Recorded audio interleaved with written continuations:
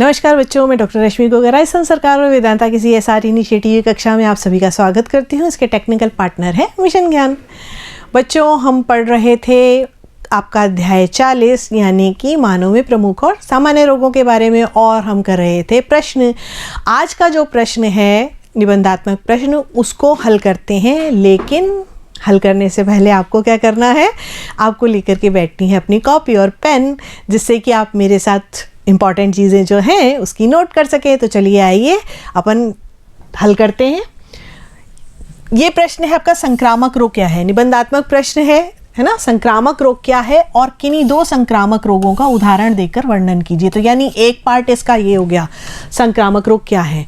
तो आपको पहले समझाना पड़ेगा कि संक्रामक रोग क्या होते हैं, ठीक है, उसके बारे में लिखना पड़ेगा। आपको शुरू से बताया गया है कि अगर पार्ट्स में कोई क्वेश्चन पूछा गया है तो हर पार्ट के जो नंबर हैं वो डिवाइडेड होते हैं, तो आपको उसी तरह से आंसर देना है। अब संक्रामक रोग क्या है, आप जानते हैं कि कोई भी रोगजनक परिजीवियों के कारण जो है उत्पन्न होता है, या संक्रमित व्यक्ति से स्वस्थ व्यक्ति को जो पहुंचता है संचरण के द्वारा, ठीक है, वो क्या कहलाता है, संक्रामक रोग कहलाता है। ये दो तरह के होते हैं, छुआछूत रोग और अछुआछूत रोग। छुआछूत रोग कौन से होते हैं, जो डायरेक्ट या इनडायरेक्ट जो है वो रोगी से स्वस्थ व्यक्ति को लग जाते हैं, जिसके बारे में कि अपन ने बात की थी कि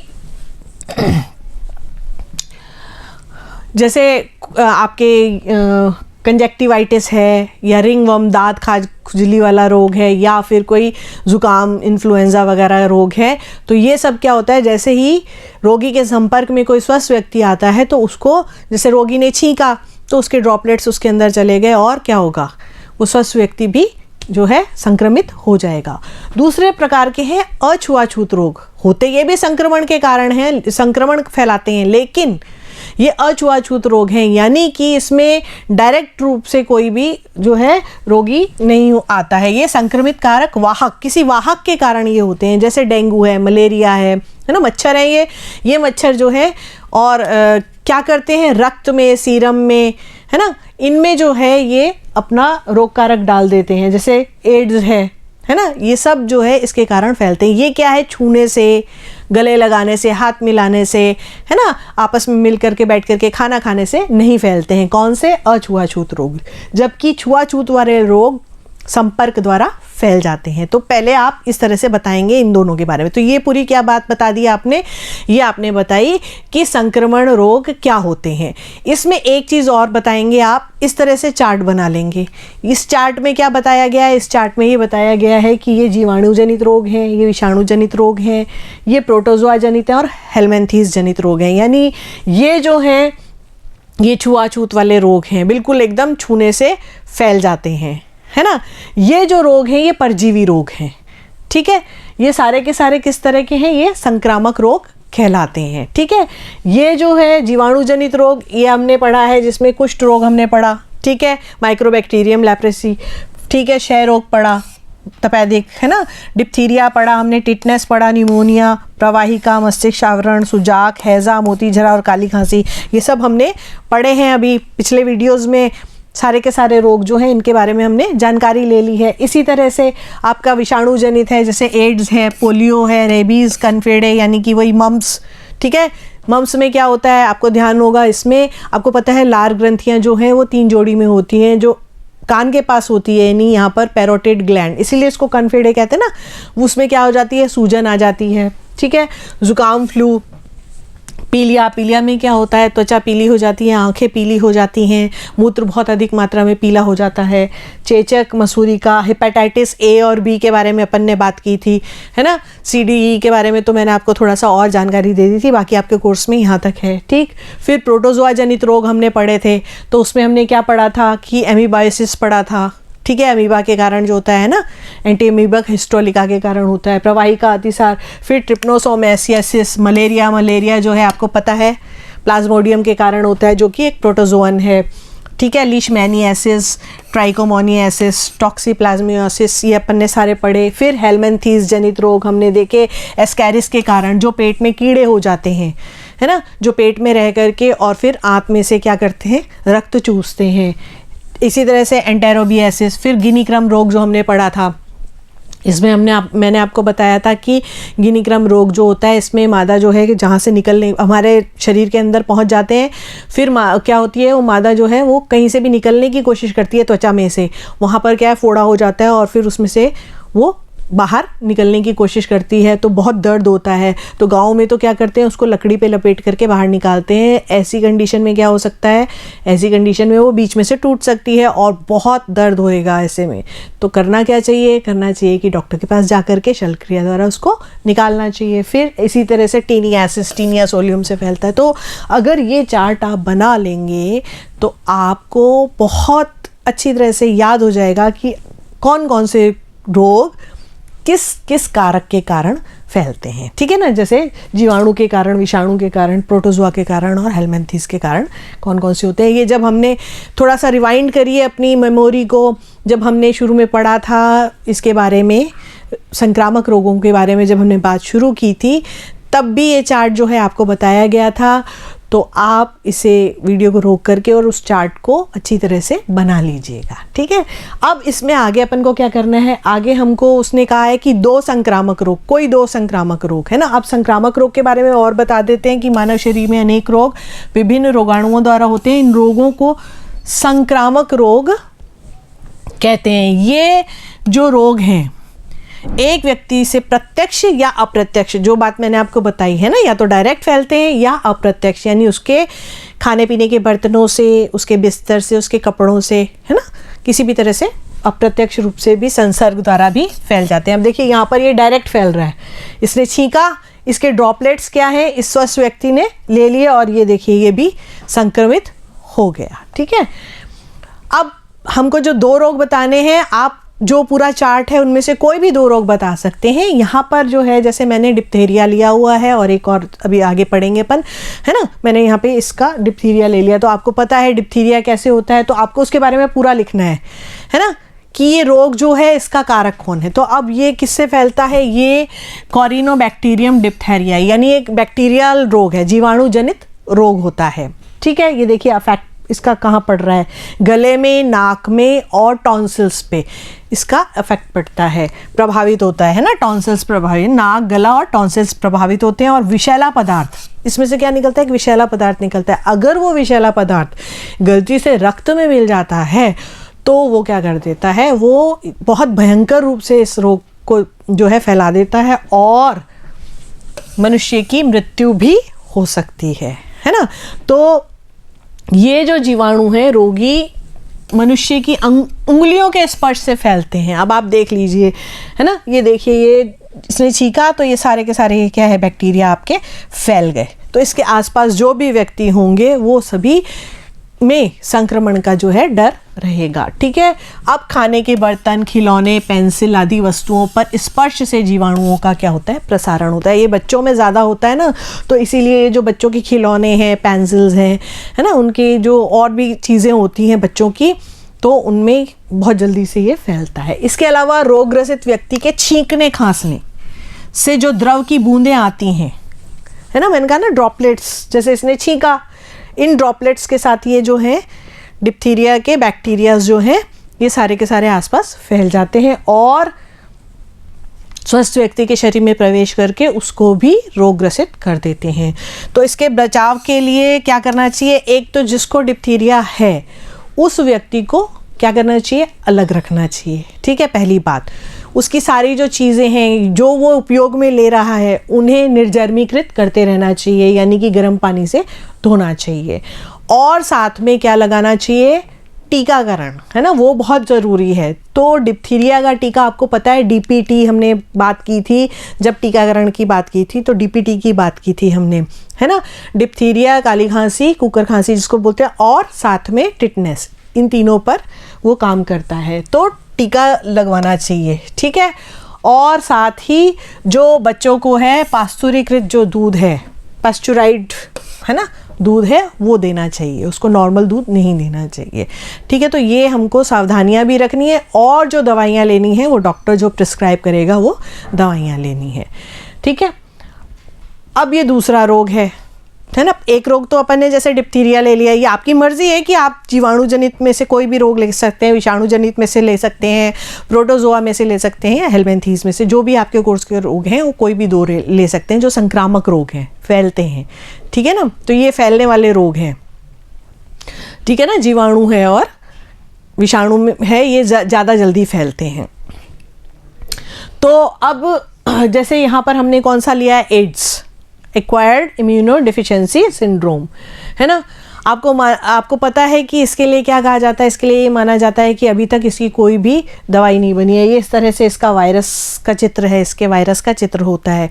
तो आपको पूरी बात लिखनी पड़ेगी, यानी दूसरा जो भी आप रोग की बात लिखेंगे तो उस रोग के बारे में पूरी बात लिखेंगे कि वो रोग फैलता कैसे है, वो रोग का जो कारक है वो किस तरह का होता है, किस तरह से वो प्रभावित करता है, उस रोग को संचरण करने के क्या क्या कारण होते हैं, उस रोग के निदान के क्या कारण हैं, और उस रोग के बचाव के क्या उपाय हैं।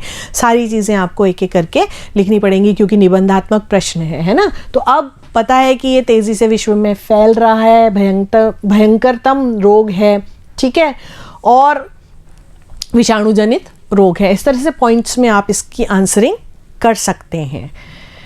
अब ये जो है किसके कारण, HIV, किसके कारण होता है, HIV, human immuno deficiency virus जिसको बोलते हैं, उसके कारण जो है ये संक्रमण होता है इसका। और ये क्या है, एक रिट्रोवायरस है। रिट्रोवायरस जो होते हैं वो क्या करते हैं, RNA कुल के वायरस होते हैं। उनका जो RNA है वो क्या करता है, दूसरी जो कोशिकाएं हैं जहाँ पर वो जाकर के और अपना संक्रमण फैलाता है, उस कोशिका में क्या करता है, ये अन्य जीवों की कोशिकाओं में घुस करके उनके DNA को, अपने आनुवांशिक जीनोम का RNA की प्रति उसमें डाल देता है ना। स्वयं के जो आनुवांशिक प्रति कौन सी है इसके पास, RNA। रिट्रोवायरस कौन से होते हैं, RNA वायरस होते हैं। तो ये अपनी उस प्रति को क्या करता है, उस कोशिका के DNA में जाकर के और डाल देता है, और उसको प्रेरित करता है कि अब जो प्रति बनाएगा तो वो मेरी वाली बनाएगा। यानी कि रेट्रोवायरस की अन्य प्रतियां बनाने पर वो विवश हो जाती है। वो जो DNA होता है वो अब क्या करेगा, अब इस रेट्रोवायरस की प्रतियां बनाएगा, और यानी कि वो क्या बन गया, उस रेट्रोवायरस का क्या बन गया, वो प्रजनन केंद्र बन जाता है, यानी इसकी संख्या जो है वो बढ़ाने लग जाता है। अब एड्स के स्वयं के कोई बहुत अधिक लक्षण नहीं होते हैं, है ना, बल्कि इससे विषाणु के कारण शरीर की रोग प्रतिरोधक प्राकृतिक असंक्राम्यता प्रणाली जो है वो नष्ट हो जाती है। हमने जब प्रतिरक्षा तंत्र पढ़ा था तब हमने इस बारे में बात की थी कि हमारे शरीर के अंदर जो है क्या है, एक रोग प्रतिरोधात्मक प्रतिरक्षा प्रणाली है, जो कि कीटाणुओं, जीवाणुओं, रोगाणुओं, कवक, वायरस जो भी हमारे आते हैं अटैक करने हमको, उनको क्या करती है, उनको मार करके या उनके लिए क्या करती है, प्रतिरक्षा का काम करती है, ठीक है ना, उनसे बचाने का काम करती है हमको, जिसमें WBC की बात अब भी अपन ने की थी। तो उस पर ये आक्रमण करता है बेसिकली, है ना, उसको ये क्या कर देता है, नष्ट कर देता है। यानी रोग प्रतिरोधक क्षमता जो हमारे शरीर की है वो कम होने लग जाती है धीरे धीरे, ठीक है, जिसके परिणाम स्वरूप क्या होता है, कोई भी संक्रमणकारी जो होता है रोग वो फटाक से उस व्यक्ति को लग जाता है। अगर किसी को एड्स है तो उसको ये संक्रमण वाले जितने अपन ने पढ़े हैं ना सारे रोग बहुत जल्दी इफेक्ट करेंगे। क्यों? क्योंकि उसकी रोग प्रतिरोधक क्षमता जो है वो खत्म होती जा रही है धीरे धीरे। किसके कारण? इस HIV वायरस के कारण। अब इसकी संरचना के बारे में बात करेंगे तो HIV की आपको पता है, ये देखिए दो परत किसकी है, फॉस्फोलिपिड्स की दो परतें होती हैं, है ना, और इन दो परतों पर क्या होता है, दो प्रकार के ग्लाइकोप्रोटीन लगे हुए होते हैं। कौन कौन से लगे होते हैं? एक तो ये रहा आपका GP120, है ना, एक तो है ये GP120 आपका ये वाला, और ये दूसरे कलर से आपको बताते हैं, ठीक है, और एक ये पर्पल कलर वाला दिख रहा है आपको, पर्पल सा कलर, बैंगनी सा रंग है, ये है आपका GP41, ठीक है। ये दोनों क्या है, ग्लाइकोप्रोटीन होते हैं जो इसकी फॉस्फोलिपिड जो परत होती है ना, इन परतों पर धंसे हुए होते हैं, ठीक है, इन दोनों, इसमें ये देखिए धंसे हुए हैं। अब विषाणु के अंदर मध्य में आपको क्या दिख रहे हैं, ये दो RNA के ट्रेंड्स दिख रहे हैं, है ना, ये दो RNA के क्या होते हैं, अणु पाए जाते हैं जो रिवर्स ट्रांसक्रिप्टेज अणु से संबद्ध होते हैं। ये रहा आपका, ये जो है इसको रिवर्स ट्रांसक्रिप्टेज है, ये है ना, ये दोनों इससे संबद्ध होते हैं, इससे जुड़े हुए होते हैं। ठीक है, फिर क्या होता है, आरएनए अणुओं को घेरते हुए दो प्रोटीन के आवरण होते हैं। कौन कौन से दो प्रोटीन, ये देखिए माला जैसी संरचना दिख रही है दो, एक तो ये वाली दिख रही होगी आपको, ये रही है ना, एक तो ये है संरचना और एक ये है। तो ये क्या है, ये बेसिकली क्या है, प्रोटीन आवरण होते हैं। ये दोनों क्या है, प्रोटीन आवरण होते हैं। और ये जो अंदर वाला है ये P24 होता है। ये अंदर वाला क्या है, P24। ठीक, ये जो होता है बाहर वाला आवरण ये P17 प्रोटीन का बना हुआ होता है। ठीक है, अंदर वाला P24 प्रोटीन का और बाहर वाला जो है वो P17 प्रोटीन का बना हुआ होता है। आपको इस तरह से चित्र जरूर बनाना है इसका। जब आप इस HIV के बारे में बात कर रहे हैं तो इसका चित्र भी आपको बनाना है। और निबंधात्मक प्रश्न है तो आपको पता है जीव विज्ञान में नामांकित चित्र बहुत महत्व रखते हैं, है ना, डायग्राम मोर इम्पॉर्टेंट। ठीक है, तो वो आपको बनाना पड़ेगा। अब HIV जो रिवर्स ट्रांसक्रिप्टेज एंजाइम की सहायता से RNA से क्या करता है, DNA का संश्लेषण कर सकता है। ठीक है, ये है आपका रिवर्स ट्रांसक्रिप्टेज है। इसके कारण HIV के दो विभेद पाए जाते हैं, HIV-1 और HIV-2। तो HIV-1 जो है ये क्या होता है, एड्स के लिए जिम्मेदार माना जाता है। ठीक, एड्स विषाणु जो है निम्नलिखित विधियों द्वारा एक रोगी या वाहक व्यक्ति से स्वस्थ व्यक्ति में प्रवेश कर सकते हैं। यह विषाणु रोगी या संवाहक के रक्त एवं यौन द्रव्यों में, मतलब ये दो विधियां कौन सी हैं, या तो वो रक्त या फिर यौन द्रव्यों में उपस्थित होते हैं। ठीक है, और इस तरह से ये जो है ये कारण है, इस तरह से जो है वो फैल सकते हैं। कैसे, तो आप इसी तरह से इसको एक चार्ट के रूप में बिल्कुल बना करके और बताएंगे कि निम्न कारणों द्वारा, है ना, निम्न कारणों द्वारा जो है एड्स फैल सकता है। तो आप कारण जब बताएंगे फैलने के तो इस तरह से एक चार्ट बना लीजिएगा। असुरक्षित यौन संपर्क से, रोगी या संवाहक व्यक्ति से रुधिराधान द्वारा, है, यानी किसी को रक्त चढ़ता है, किसी को कोई रक्त की ज़रूरत पड़ती है, आवश्यकता पड़ती है और उसके रक्त चढ़ाया जाता है। और अगर उस रक्त में HIV वायरस है और वो स्वस्थ व्यक्ति को चढ़ गया तो क्या होगा, वो भी जो व्यक्ति है स्वस्थ व्यक्ति वो भी रोगी हो जाएगा। ठीक है, उत्तक या अंगों के दान से, किसी को उत्तक देते हैं या अंग दान करते हैं तो उससे भी चढ़ सकता है। रोगी द्वारा उपयोग में ली गई सुई, ठीक है, तो इसके लिए क्या करना चाहिए, आपको पता है कि रोगी जो है, आजकल तो सुई जो है डिस्पोजेबल आती है, पर कई जगह अभी भी गाँव में जो है डिस्पोजेबल सुई नहीं काम में ली जाती है, उसी सुई को बार बार काम में लिया जाता है। तो सुई को काम में लेने से पहले क्या करना चाहिए, निर्जर्मीकृत करना चाहिए, उसे आधे घंटे तक गर्म पानी में उबालना चाहिए। ठीक है, नशीली औषधियों को इंजेक्शन से लेने में, जो लोग नशा करते हैं, नशा करना बिल्कुल सही नहीं है, नशा नहीं करना चाहिए, लेकिन फिर भी जो लोग करते हैं वो क्या करते हैं, इंजेक्शन द्वारा जो है नशे की दवाई अंदर डालते हैं अपने। तो अगर किसी ने उसी इंजेक्शन को उपयोग में ले लिया स्वस्थ व्यक्ति ने तो भी HIV जो है उसके अंदर प्रवेश कर सकता है, संक्रमित माँ से उसके द्वारा पैदा किए जाने वाले बच्चे को। ठीक है, तो ये क्या कारण है, ये कारण है रोग फैलने के। कौन सा रोग फैलने के, एड्स रोग फैलने के कारण है ये।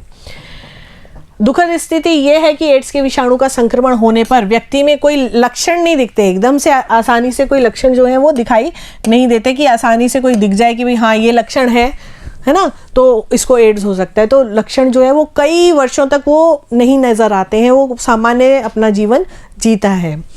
तो अनजाने में, अब जब उसको पता ही नहीं है, क्योंकि लक्षण नहीं है तो उसको पता ही नहीं होता कि उसको एड्स है, तो ऐसी कंडीशन में वो औरों को भी जो है संक्रमित कर सकता है। HIV हमारे शरीर में प्रवेश कर हमारे शरीर में विद्यमान रोगों से लड़ने वाली प्रतिरोधक क्षमता जो है उसको धीरे धीरे समाप्त कर देता है, जिससे व्यक्ति जो है, रोगी जो है, वो कई घातक बीमारियों से ग्रसित हो सकता है और उन बीमारियों के कारण उसकी मृत्यु भी हो सकती है।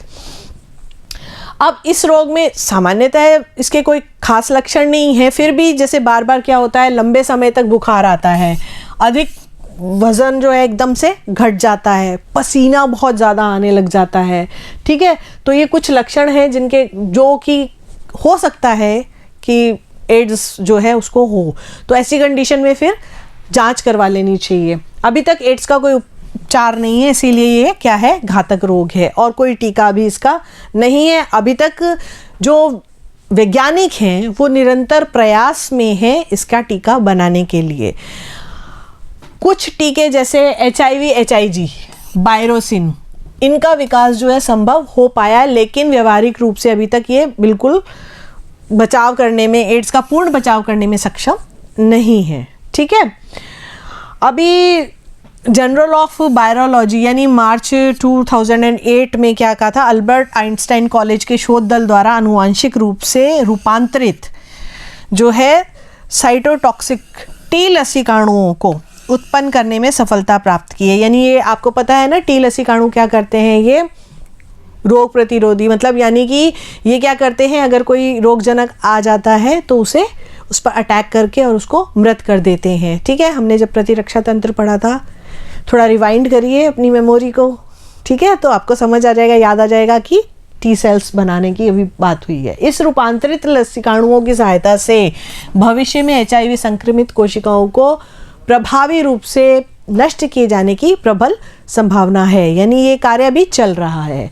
ठीक है, और इसका बचाव क्या है, रोग की जानकारी, रोग कारक जो हैं उनसे बच करके रहना, है ना, यानी जो सुरक्षित रक्त के आदान प्रदान को अपनाकर स्वयं इस रोग से बच सकते हैं, अधिक से अधिक इसका प्रचार करके, भाई इसको बता करके कि भाई ये कैसे कैसे फैलता है, तो जिस कारण से ये फैलता है वो कारण जो है उपयोग में ना लाए जाएं, है ना।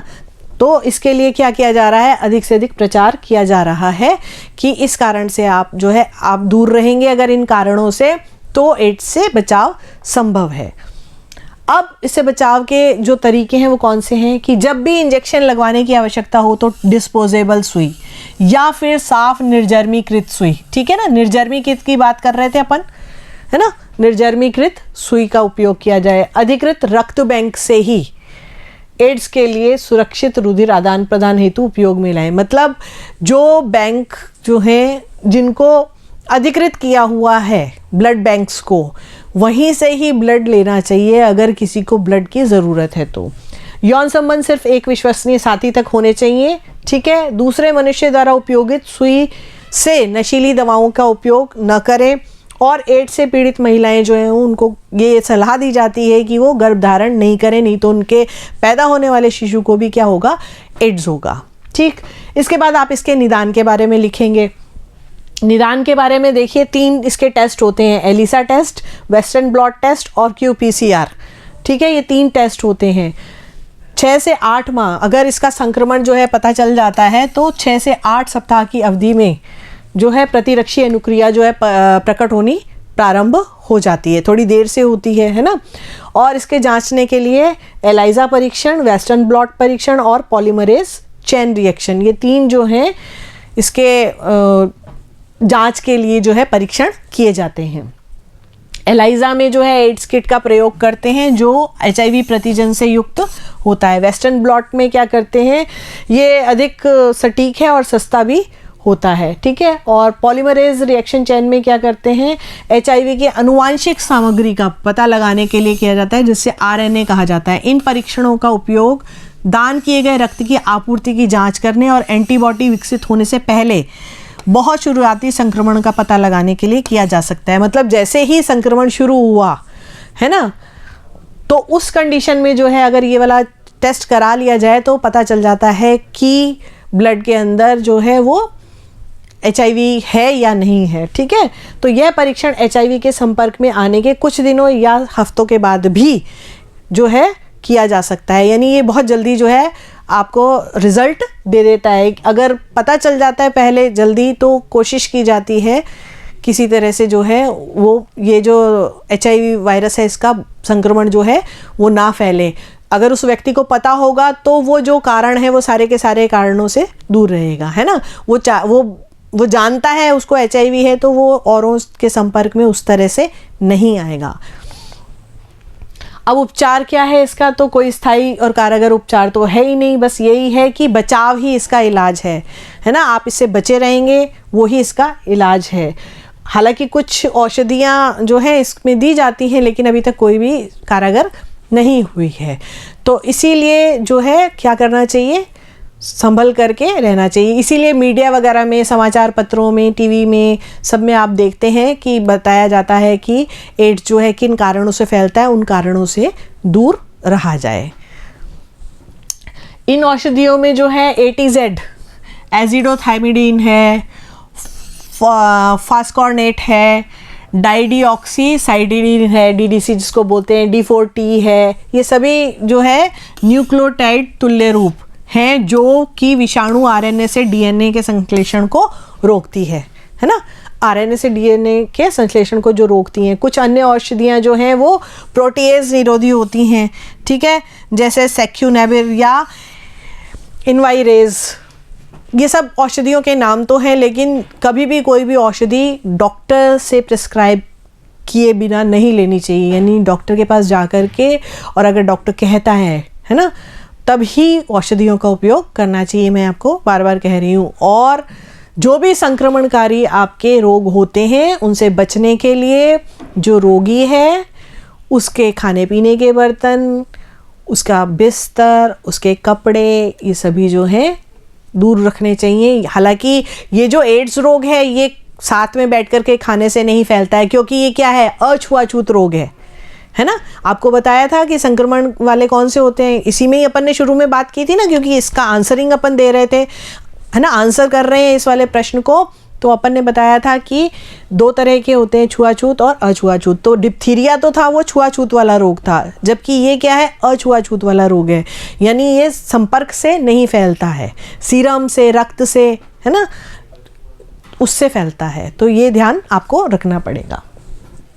एड्स के फैलने के संबंध में कई भ्रांतियां हैं, लेकिन ये रोग सामाजिक संपर्क, जैसे हाथ मिलाने से, एक ही घर में साथ रहने से, साथ साथ खेलने से, पढ़ने से, साथ खाने से, है ना, एक ही शौचालय का प्रयोग करने से, खांसने से, छींकने से, गले मिलने से नहीं फैलता है। तो अगर किसी भी व्यक्ति को अगर पता चलता है आप लोगों को कि भाई इसको एड्स है, तो उसके प्रति सहानुभूति रखनी चाहिए, न कि उसे अपने से दूर कर देना चाहिए। क्योंकि इस कंडीशन में जो है मानसिक जो है विकृति आ जाती है, थोड़ा सा मानसिक तनाव हो जाता है। इसीलिए उसको नॉर्मल रखने के लिए उसके साथ सामान्य व्यवहार करना चाहिए। मच्छर, खटमल, कीट पतंगों के काटने से भी एड्स जो है वो नहीं फैलता है। इसलिए आवश्यक है कि यदि रोगी एड्स से ग्रसित है तो उसके प्रति उपेक्षा न करके उसके प्रति क्या करनी चाहिए, सहानुभूति करनी चाहिए, और पूर्ण चिकित्सा जितनी भी हो सके करवाना जो है हमारा कर्तव्य है। हमारे देश में पहला HIV संक्रमित व्यक्ति 1986 में चेन्नई में मिला था, ठीक है, और इसको मृत्यु के वारंट के नाम से भी जाना जाता है।